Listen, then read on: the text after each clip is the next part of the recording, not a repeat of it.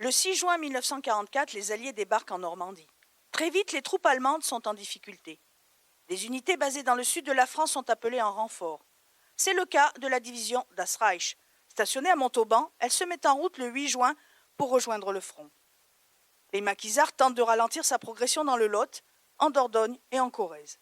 Ce même 8 juin, elle entre dans Tulle. Dès le lendemain matin, la répression commence. 99 hommes seront pendus, 149 seront déportés. Le 9 juin, tout est calme à Saint-Clément. Les gens vaquent à leurs occupations. Personne n'est au courant des événements qui se déroulent à Tulle. Mais ici aussi, le drame n'est pas loin. Les témoins de l'époque se souviennent. Eh bien, en 1944, à Saint-Clément, il y avait quand même une division d'Allemands qui était venue à Saint-Clément et qui cherchaient ce qu'ils n'ont pas trouvé. Ils cherchaient des terroristes, soi-disant. Les terroristes, pour eux, c'était les maquisards. Ma mère était à Saint-Clément, donc c'est par son récit à elle que j'ai connu ces événements. Il y a eu une rafle sur la place de Saint-Clément.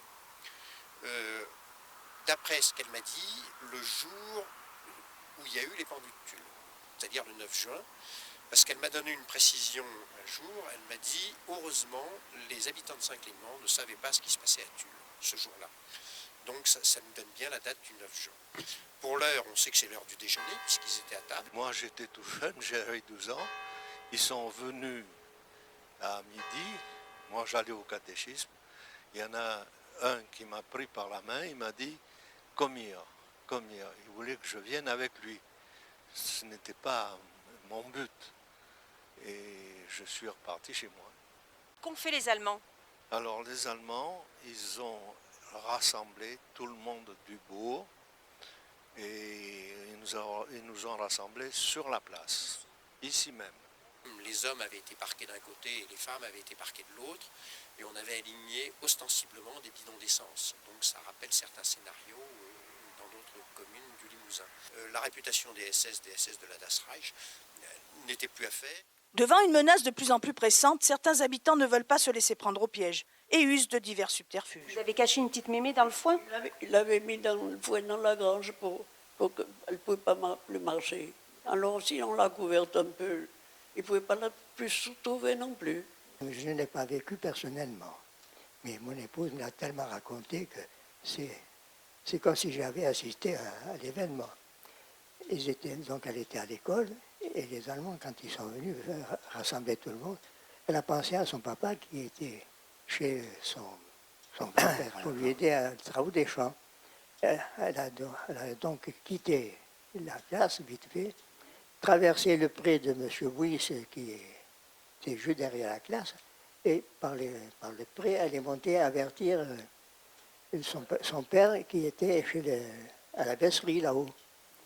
Et arrivé là-haut, elle a dit, tu sais, les Allemands sont à Saint-Clément, ils rassemblent tout le monde. Et le grand-père, il avait un pistolet qu'il avait ramené de la guerre de 14. Et il a dit, hop, il a attrapé ça, les balles qui étaient avec, et puis il a enterré ça au fond du jardin. Et là, une fois qu'il a eu fini, il est parti dans les bois. Les personnes de 50 ans, 60 sont parties dans les bois. Les jeunes de 18 ans, 17 ans sont partis dans le cimetière se cacher dans les caveaux. Le menuisier, lui, a décidé de continuer son travail. Et une personne faisait le cercueil et qu'il avait dit, écoutez, tuez-moi là, ils me mettront dedans. Ce cercueil était sans doute celui du maire, décédé la veille. À la maison de la famille Lafont de la Jeunesse, c'est l'heure du repas. Personne n'a remarqué ce qu'il se passe dans le bourg. Ni mon grand-père, ni ma mère, ni ma grand-mère n'avaient été pris dans le périmètre de la rafle. Une jeune femme est venue prévenir qu'il y avait, en courant, en pleurs, en disant il se passe des choses très graves dans le bourg, les Allemands sont là, ils ont arrêté tout le monde. Alors, Madame de la Jeunesse décide d'intervenir. Alors, ni mon grand-père, ni ma grand-mère, ni mon mère n'ont hésité, et ils sont descendus dans le bourg. Et quel a été le rôle de votre mère face aux Allemands? Alors, c'était un peu délicat.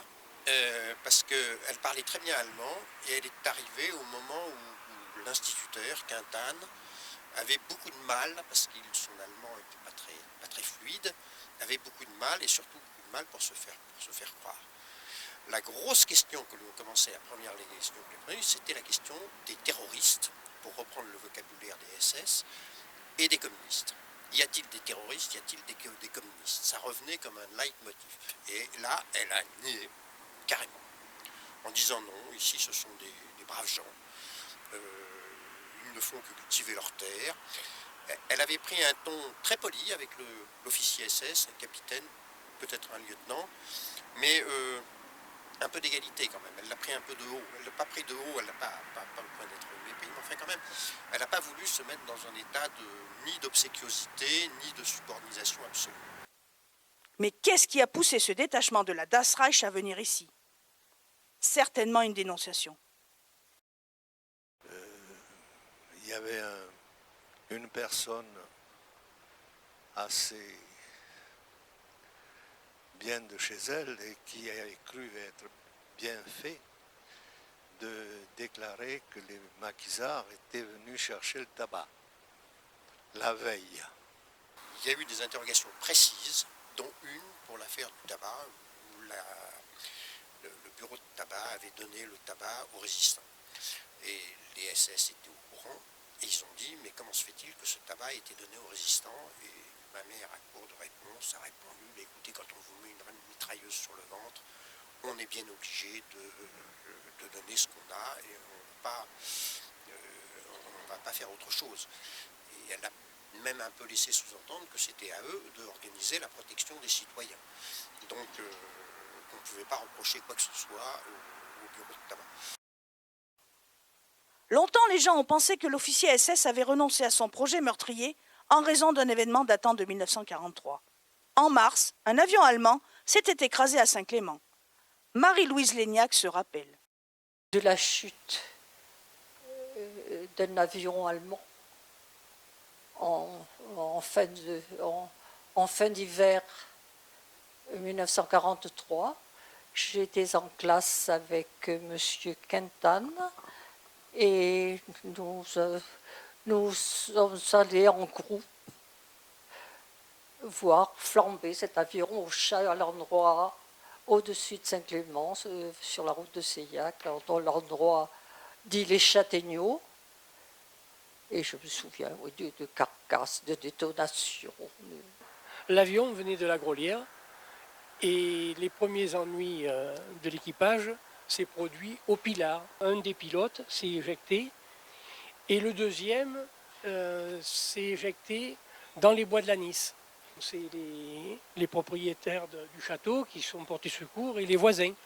Et le troisième a atterri avec l'avion dans notre champ. À l'époque, c'était un bois.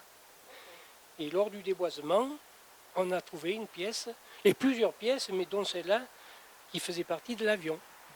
Et mon père et mon frère étaient avec les bœufs et montaient un tombereau de fumier. Et là, l'avion est tombé à proximité d'eux. Et l'avion a pris feu. Et mon père il a protégé le pilote. Il ne savait pas que c'était un Allemand ou quoi. Il a protégé le pilote pour qu'il ne se brûle pas. Ça a été un des éléments qu'elle a rappelé, qu'un avion était tombé, que les pilotes, l'équipage avait sauté en parachute, ils avaient atterri dans les bois de la Nice, c'est-à-dire à 300 ou 400 mètres de l'endroit où est tombé l'avion. Et il avait fallu aller, on était venu là aussi, on était venu sonner à la porte, on était venu la prévenir. Elle y a été, elle en avait un qui était en parfait état, mais l'autre avait une blessure au pied et sans doute aussi une foudre. Et on les a amenés à la maison, un peu plus haut. Et là, on l'a installé dans un fauteuil, c'était dans la bibliothèque au coin du feu, et elle lui a soigné son pied. Et en même temps, on a téléphoné à la commandature en disant qu'il y avait deux Allemands qui étaient là, dont l'avion était tombé. Même si le fait d'avoir pris soin de l'équipage a pu être déterminant, un autre argument plus convaincant a fait basculer la décision de l'officier. Alors après, la conversation a évolué. Elle a beaucoup insisté sur les relations de sa famille en Suède. grand-père était président du club norvégien de Stockholm. Et comme la Norvège et la Suède avaient un moment faire partie de la même entité, ça avait créé des liens très forts et ça lui permettait de connaître aussi bien le personnel politique, le Premier ministre, le roi de Suède et le roi de Norvège, etc. Et elle a mis tout ça en avant.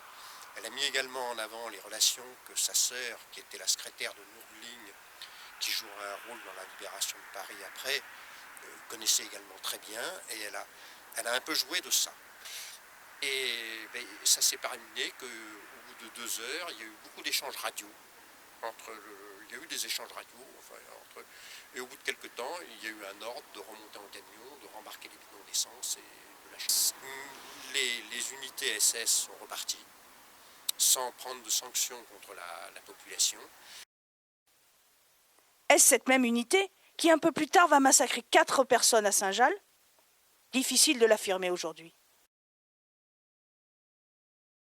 Nous avions vu des fumées qui s'élevaient sur la grande route entre Seillac et Saint-Jalles. Nous les voyons du clos de notre champ. Nous voyons s'élever les fumées. Voilà, les fumées, les maisons qui flambaient. Le lendemain, 10 juin, cette même division est à Oradour-sur-Glane, où elle massacre une grosse partie de la population. Compte tenu de ces éléments, il y a tout lieu de penser que le détachement qui a opéré à Saint-Clément nourrissait des intentions bien loin d'être pacifiques. Il est très probable que notre village aurait subi le même sort sans l'intervention courageuse de celle que tout le monde appelait Madame Paul, et dont le vrai prénom était Bergliot. Et Bergliot, elle n'aimait pas du tout ce prénom. Longtemps, les habitants lui voueront une grande reconnaissance. À son décès, un hommage lui sera rendu dans la presse locale. Madame Paul de la Jeunesse parlait peu de la guerre, où elle estimait n'avoir fait que son devoir. Mais ceux qui ont été sauvés par elle de la mort ou de la déportation se souviennent et pensent qu'elle ne doit pas nous quitter sans que soit fait la mémoire de son courage tranquille et de son dévouement. En 2015, une stèle sera érigée en son honneur, non loin de la maison familiale.